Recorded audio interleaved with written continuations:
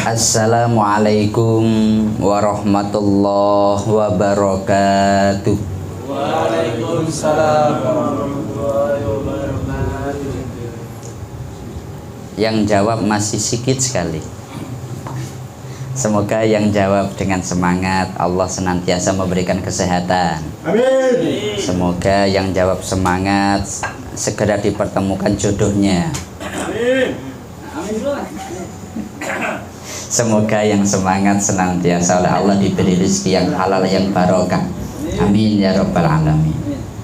Assalamualaikum warahmatullahi wabarakatuh. Waalaikumsalam warahmatullahi wabarakatuh. Alhamdulillah wa syukrulillah wa bini'matillah. La hawla wa la quwwata illa billah. Alhamdulillahilladzi an'ama alaina bini'matil iman wal islam. Alhamdulillahilladzi khalaqal mauta wal hayata liyabluwakum ayyukum ahsanu amala. Rabbi shrah li sadri wa yassir li amri wahlul 'uqdatam min lisani yafqahu qawli.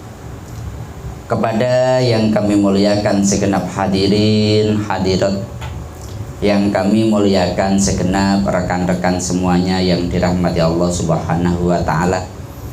Wabil khusus kepada Bapak Ilham.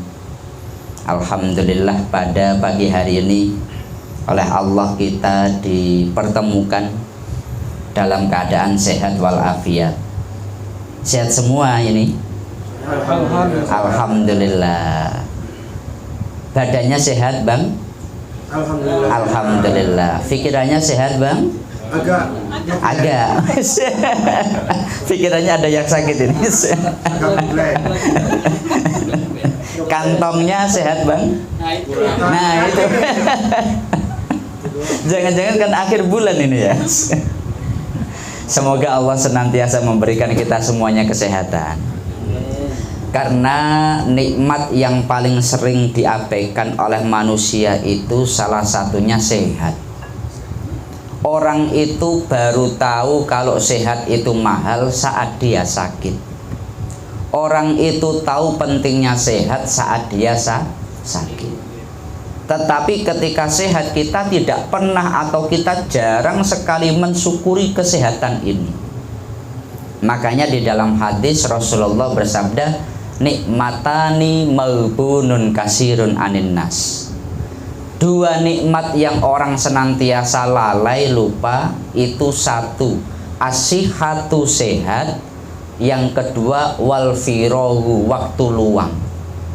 Seringkali ketika kita ada waktu luang kita malah digunakan hal-hal yang kurang bermanfaat. Seringkali ketika kita punya waktu luang malah digunakan hal-hal yang kurang baik. Ada teman saya, Masya Allah, dia itu padahal ya pas tidak ada job tapi sibuk. Padahal nggak ada job tapi sibuk. Ternyata sibuknya itu main slot, Masya Allah ini. Makanya semoga Allah itu memberikan kita kesibukan yang bermanfaat. Amin ya robbal alamin. Kedua kalinya sholawat serta salam semoga tetap tercurahkan terhadap junjungan kita Nabi besar Muhammad sallallahu alaihi wasallam, Nabi yang menjadi suri teladan bagi kita bersama. Rasulullah itu beliau sangat suka dengan generasi muda.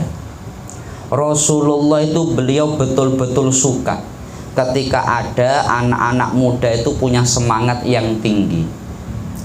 Satu contoh, di akhir hayat Rasulullah, Nabi memerintahkan sekian banyak ribuan para sahabat berperang menuju ke Syam. Syam itu Syria. Syria itu dulu menjadi pusat kekuasaan Persia, Iran kalau sekarang ini.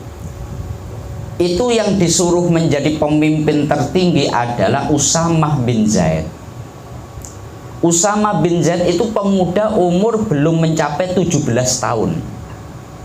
Oleh Nabi disuruh menjadi pemimpin Umar, Utsman, Abu Bakar, Ali, pemimpin sahabat-sahabat senior, oleh Nabi udah, Usamah kamu yang jadi pemimpin tertinggi ya. Cuma sebelum Rasulullah memberangkatkan pasukan ini, Rasulullah wafat. Setelah Rasulullah wafat, pemerintahan Islam dilanjutkan oleh Abu Bakar. Lah Abu Bakar beliau karena dulu sebelum wafat Rasulullah mau memberangkatkan pasukan ke Syam, saya akan melanjutkan kebijakan Nabi. Usamah kamu sekarang jadi pemimpin tertinggi, pasukan yang berangkat ke Syam kamu pimpin. Apa yang diputuskan Nabi dan Abu Bakar ini ditentang oleh sekian banyak para sahabat. Usamah itu anak umur 17 tahun kok sudah disuruh mimpin perang besar. Kenapa tidak sahabat-sahabat yang senior ini? Akhirnya karena banyak para sahabat yang tidak setuju, Abu Bakar dia sebagai seorang khalifah rela. Udah gini saja, kalau memang kalian tidak setuju, saya sebagai khalifah tertinggi di dalam Islam, saya akan menjadi prajuritnya Usamah. Usamah umur 17 tahun karena oleh Nabi diangkat menjadi pemimpin tertinggi, khalifah pada saat itu Abu Bakar. Abu Bakar rela menjadi prajurit jalan kaki. Demi apa? Mewujudkan perintah Nabi, Usamah meskipun umur 17 tahun harus jadi pemimpin tertinggi. Saat itulah baru tampak ketika peperangan dipimpin oleh Usamah bin Zaid itu, Syria takluk, Syam takluk, umat Islam mendapatkan kemenangan yang tinggi. Makanya ketika kita oleh Allah masih diberi waktu luang, masih diberi kesehatan, kita masih memiliki umur yang masih muda, mari kita gunakan kesempatan kita sebaik-baiknya. Rasulullah itu beliau luar biasa. Bahkan ini diajarkan Rasulullah Sallallahu Alaihi Wasallam.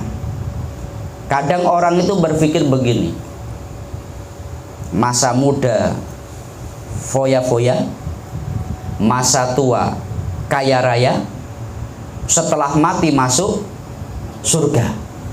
Itu rencana itu. Rencananya orang itu kalau masih muda foya-foya, masa tua kaya raya, kalau sudah mati masuk surga. Kira-kira enak apa enggak kalau hidup begini? Enak. Tapi bisa enggak ini dicapai? Orang yang dia udah masa mudanya foya-foya, ya terus nasib masa tuanya gimana? Lah terus masa ketika dia sudah wafat gimana? Makanya dalam hal ini termasuk sunnah Rasulullah, kita hendaknya mempersiapkan betul. Kira-kira kita 5 tahun ke depan bagaimana, 10 tahun ke depan bagaimana. Dan ini diajarkan oleh Rasulullah Sallallahu Alaihi Wasallam. Hadirin sekalian yang kami muliakan dan dirahmati Allah Subhanahu Wa Ta'ala, hari ini adalah hari tanggal 12 bulan Maulid. Hari ini merupakan hari kelahiran Rasulullah Sallallahu Alaihi Wasallam. Maka hadir kita, duduk kita bersama ini sebetulnya sekarang sedang merayakan ulang tahun. Ulang tahun kelahiran Rasulullah Sallallahu Alaihi Wasallam.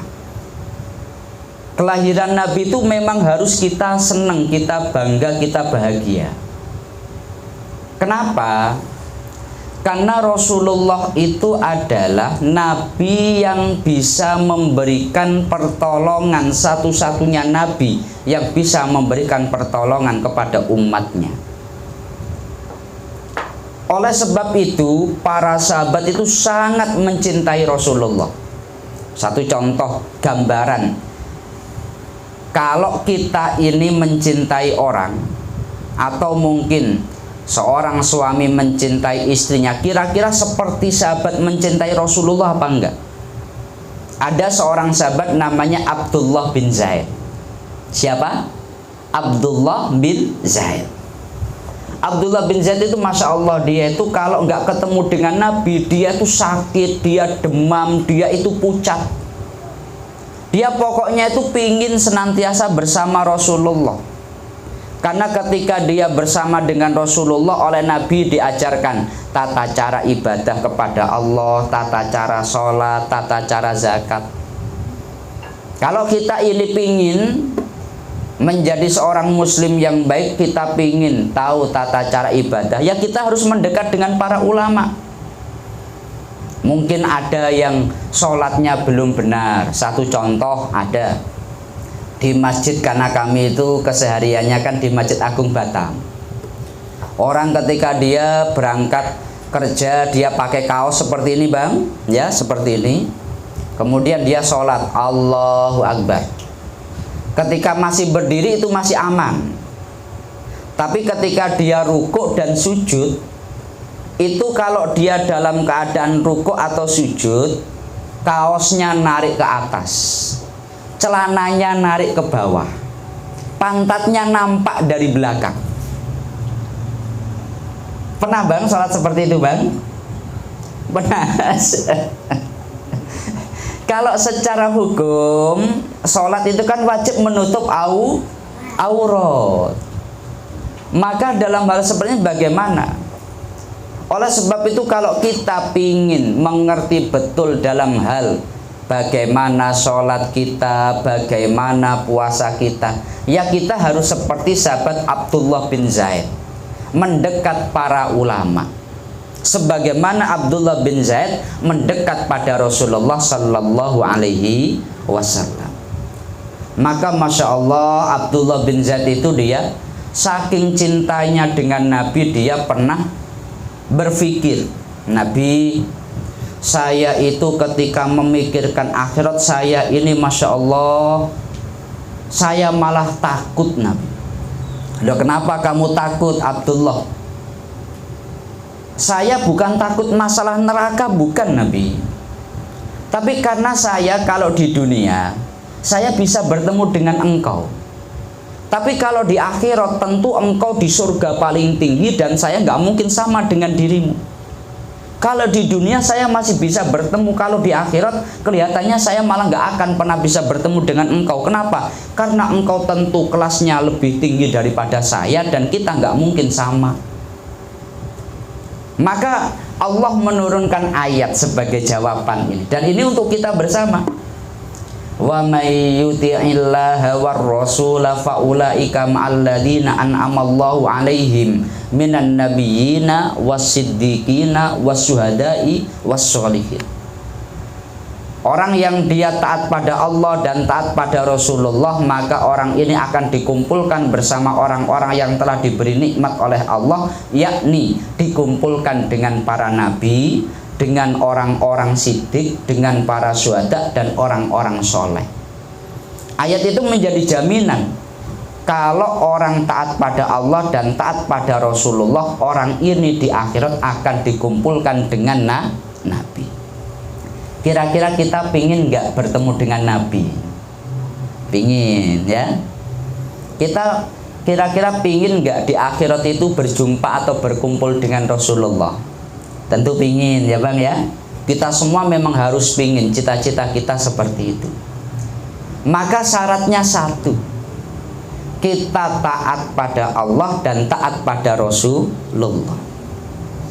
Abdullah bin Zaid itu Masya Allah, dia bahkan setelah Nabi Muhammad ini wafat, Abdullah bin Zaid dia, ya Allah, saya setelah Nabi wafat nggak ingin melihat dunia ini lagi ya Allah, butakan saja mata saya ya Allah. Setelah Rasulullah wafat, Abdullah bin Zaid ini buta. Butanya karena dia doa minta kepada Allah, ya Allah, saya nggak pingin setelah Nabi wafat saya melihat dunia, udah butakan saja saya ya Allah. Setelah Rasulullah wafat, Abdullah bin Zaid buta. Kira-kira kadar cinta kita kepada Nabi sama nggak dengan kadar cinta Abdullah bin Zaid? Tentu sangat berbeda sekali ya bang ya. Tetapi melalui sahabat Abdullah bin Zaid, Allah memberikan garansi, Siapa orang yang dia taat pada Allah dan taat pada Rasulullah, maka dia di akhirat akan dikumpulkan bersama Rasulullah Sallallahu Alaihi Wasallam. Maka mari, Rasulullah ini beliau membawa perintah dari Allah disampaikan kepada kita, kita harus mentaatinya. Maulid Nabi Muhammad itu dalam rangka merayakan lahirnya Nabi Muhammad Sallallahu Alaihi Wasallam. Bedanya kita dengan Nabi itu apa? Ya, bedanya kita dengan Nabi. Kalau orang itu biasanya yang diperingati hari wafatnya. Ketika wafat ada 3 hari, 7 hari, 40 hari, 1 tahun wafatnya orang tua. Kita biasanya yang diperingati hari wafatnya. Tapi untuk Nabi Muhammad yang diperingati itu hari lahirnya. Setiap bulan Maulid, bulan Rabiul Awal, umat Islam berbahagia di Indonesia, di Afrika, di berbagai belahan dunia. Ini semua merayakan hari kelahiran Rasulullah Sallallahu Alaihi Wasallam. Makanya kita dengan senang adanya Maulid itu sudah ibadah. Karena Allah berfirman, Qul bifadlillahi wa birahmatihi fabidzalika falyafrahu. Nabi Muhammad disebut rahmat. Kalau rahmat Allah datang, kamu berbahagialah. Maka mari kita di bulan Maulid ini kita berbahagia. Mari kita di bulan Maulid itu kita senang. Mari kita di bulan Maulid itu kita menebarkan rasa gembira. Karena ketika Rasulullah lahir, dalam rangka memuliakan hari kelahiran Rasulullah itu ada kejadian-kejadian besar. Satu contoh, kita semua tentu hafal surat Al-Fil. Alam taro kaifa fa'ala rabbuka bi ashabil fil. Alam yaj'al kaidahum fi tadlil wa arsala alaihim toiron ababil tarmihim bihijaratim min sijil faja'alahum ka'asfim ma'kul. Ayat itu menjelaskan begini. Apa kamu tidak melihat pasukan gajah? Pasukan dari Yaman yang berasal dari Afrika, sekian banyak orang, mereka pasukan besar dipimpin dengan gajah-gajah besar dari Afrika yang hendak menghancurkan Ka'bah. Ketika hendak menghancurkan Ka'bah, Allah menghancurkan mereka dengan Allah mengirimkan burung ababil membawa batu dari neraka Sijil. Burung ini melemparkan batu kerikil-kerikil kecil kepada mereka. Tetapi meskipun mereka ini pasukan gajah dengan dilapisi besi, meskipun mereka dengan senjata yang lengkap dan pertahanan yang lengkap, batu kecil ini bisa menghancurkan mereka semua. Kalau di tafsir Jalalain itu batu yang dilemparkan oleh burung ababil, kayak kita kalau ada air, saya melemparkan kerikil, saya jatuhkan, suaranya pasti plung plung gitu ya bang ya. Ketika air saya melemparkan batu, suaranya kerikil itu plung gitu. Padahal Abraha, gajah, itu semua memakai baju besi. Tapi ketika burung ababil melemparkan batu dari neraka Sijil, itu seperti batu dilemparkan di air, jus, jus, jus gitu. Ini disaksikan oleh sekian banyak orang Mekah saat itu. Para ulama menyebutkan kenapa Abraha yang begitu besar, begitu hebat ini dibinasakan ketika mau menghancurkan Ka'bah. Tasyrifan li maulidi Rasulillah sallallahu alaihi wasallam. Karena Allah memuliakan hari kelahiran Rasulullah Sallallahu Alaihi Wasallam. Dikarenakan apa? Dikarenakan Abraha itu binasa sebelum lahirnya Rasulullah. Maka kita pun sebagai manusia hendaknya memuliakan hari kelahiran Rasulullah. Ada yang tahu sejarahnya Abu Lahab, Bang? Ya, rekan-rekan ini pernah tahu sejarahnya Abu Lahab apa enggak ini? Ya, Abu Lahab itu orang seberang sana, Bang. Abu Lahab itu ya. Abu Lahab itu siapa? Itu pamannya Rasulullah. Abu Lahab itu dia karena dia adalah paman langsung dari Nabi. Nabi Muhammad kan beliau belum jadi Nabi. Ayah Nabi Muhammad ini Abdullah, saudaranya Abu Lahab ini wafat.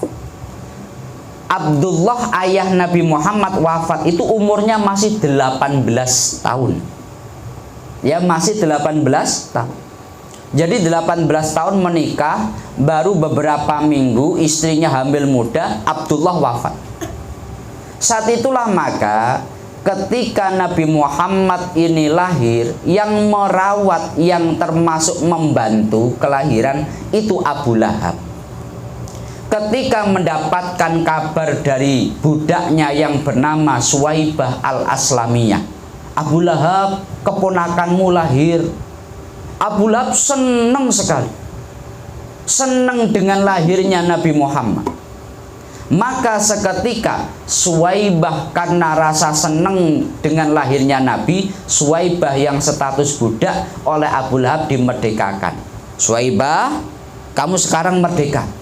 Udah, kamu sekarang nggak jadi budak lagi karena engkau mengkabarkan lahirnya keponakanku. Tapi seiring berjalannya waktu, Abu Lahab itu menjadi musuh bebuyutan Rasulullah. Sampai ada ayat tabat yada Abi Lahab lahabi watab.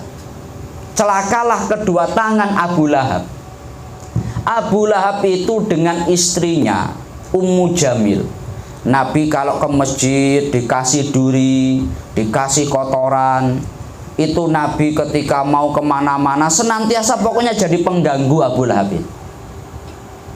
Tapi dia pernah dulu ketika Nabi Muhammad lahir, dia menjadi orang yang senang dengan kelahiran Rasulullah. Cuma dia menjadi musuh bebuyutan Nabi. Apa yang terjadi setelah Abu Lahab ini mati? Di dalam Sahih Bukhari diriwayatkan, Abu Lahab ini ketika dia di akhirat, dia ketika di neraka nanti, setiap hari Senin itu dia akan dapat diskon. Ketika hari Senin, azab ini diringankan kepada dia. Tidak hanya begitu, dia di neraka saat hari Senin dia dapat minuman, tapi tidak minuman botol begini. Abu Lahab dia itu dapat minum dari sela-sela tangannya, dalam hadis begitu. Kenapa Abu Lahab yang Al-Quran sendiri memastikan masuk neraka, yang dalam sejarah tidak dipungkiri dia menjadi musuh besar Nabi, kok ada hadis menegaskan Abu Lahab di neraka pun dapat keringanan? Itu karena dia pernah menghormati kelahiran Rasulullah Sallallahu Alaihi Wasallam. Maka mari kita ini tidak sejahat Abu Lahab. Kalau Abu Lahab yang brengsek begitu saja, oleh Allah diberi kemuliaan di akhirat, bahkan adabnya diringankan, apalagi kita yang muslim, yang mukmin, yang menghormati hari kelahiran Rasulullah Sallallahu Alaihi Wasallam. Maka mari kita niatkan di hari ini, di bulan Maulid ini, kita senang dengan kelahiran Rasulullah Sallallahu Alaihi Wasallam. Dan jangan lupa, dalam rangka kita mencintai Nabi harus kita buktikan. Kira-kira orang dia itu kalau ngomong cinta butuh bukti apa enggak? Harus dibuktikan ya Bang ya, harus dibuktikan. Nggak bisa hanya sekedar ngomong cinta saja tetapi tanpa ada bukti. Maka dalam hal ini kita buktikan minimal dengan kita memperbanyak membaca sholawat kepada Nabi Muhammad Sallallahu Alaihi Wasallam. Karena sholawat itu ibadah yang enak, Mbak. Masya Allah, saya itu punya tetangga. Tetangga itu dulu, tetangga itu ketika di perumahan diadakan grup hadroh, maka dia ditunjuk sebagai vokalis. Karena senengnya dia menjadi vokalis, latihan. Kalau dia di dapur sambil masak itu, Pak, itu baca sholawatan. Sambil masak baca sholawat, sambil nyapu rumah baca sholawat, sambil cuci piring baca sholawat, aktivitas-aktivitas yang lain dia bisa baca sholawat. Saya Masya Allah, sholawat itu ibadah yang mudah.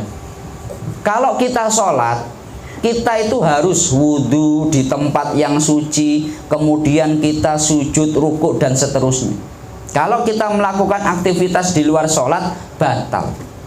Kalau kita baca Quran, maka kita harus wudhu, membuka Al-Quran sebagainya. Tapi kalau sholawat, yang penting kita membaca Allahumma sholli ala Sayyidina Muhammad.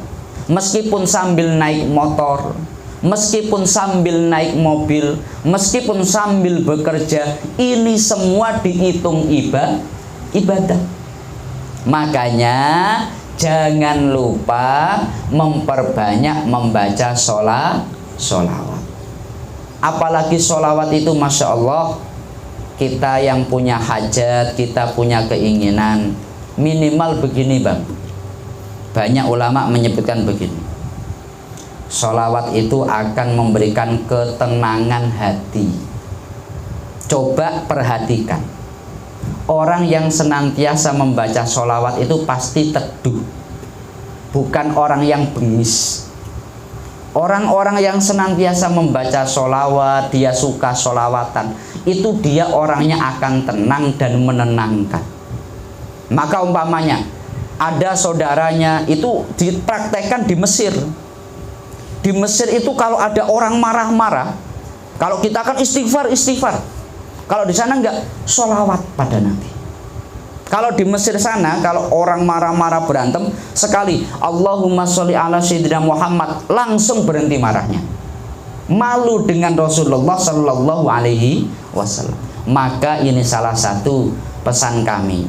Kalau kita pingin, mungkin galau, mungkin pikiran lagi pusing ya, lagi nonton bola, jagoannya kalah, waduh ini, perbanyak baca sholawat.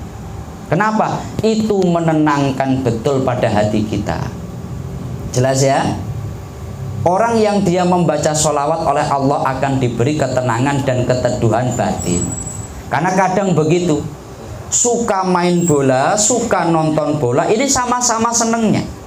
Tapi gara-gara yang satu mendukung Manchester United, yang satu mendukung PSG umpamanya begitu. Wah ini kan ada yang suka bola ini Bang. Ada banyak. Hadir orangnya. Sama berarti kita ya. Lah umpamanya begitu, kami pernah itu mendapati teman sama-sama teman akrab. Gara-gara beda pilihan, itu pilihan bola. Kemudian yang saat final, yang satu menang, yang satu kalah, langsung ini jadi musuhan. Masya Allah, kok sampai segitunya. Makanya dalam hal ini perbanyak kita dengan membaca sholawat. Dan bahkan sholawat itu untuk Nabi Muhammad itu adalah perantara hajat kita semua. Kenapa? Ketika kita doa harus ada sholawatnya. Kenapa para ustadz ketika doa harus ada sholawatnya? Karena dengan sholawat doa kita akan sampai pada Allah Subhanahu wa Ta'ala. Makanya ya Allah, berikanlah aku kesehatan ya Allah. Sebelum kita doa itu adabnya apa? Kita membaca sholawat terlebih dahulu. Maka semoga melalui Maulid Nabi Muhammad ini, dalam rangka kita senang dengan lahirnya Nabi, dalam rangka kita memuliakan hari kelahiran Rasulullah, dan kita buktikan dengan kita senantiasa membaca sholawat kepada Nabi Muhammad, kita ini digolongkan umatnya, diakui umatnya, dan di akhirat mendapatkan syafaat dari Rasulullah Sallallahu Alaihi Wasallam. Semoga kita semuanya dengan menghormati hari kelahiran Nabi, senantiasa senang dengan lahirnya Nabi, dan kita ini membaca sholawat, rizki yang diberikan Allah kepada kita menjadi rizki yang barokah. Semoga melalui kita senang dengan Nabi, senang dengan Maulid Nabi, dengan kita membaca sholawat, kita semuanya ini oleh Allah senantiasa dimudahkan di dalam melaksanakan ibadah. Amin ya robbal alamin. Mungkin itu yang bisa kami sampaikan. Mungkin sebelum kami lanjut, ada yang ingin ditanyakan? Ada yang ingin ditanyakan? Silakan kalau ada yang bertanya. Kalau ada yang bertanya silakan. Mas Mono, duduk aja.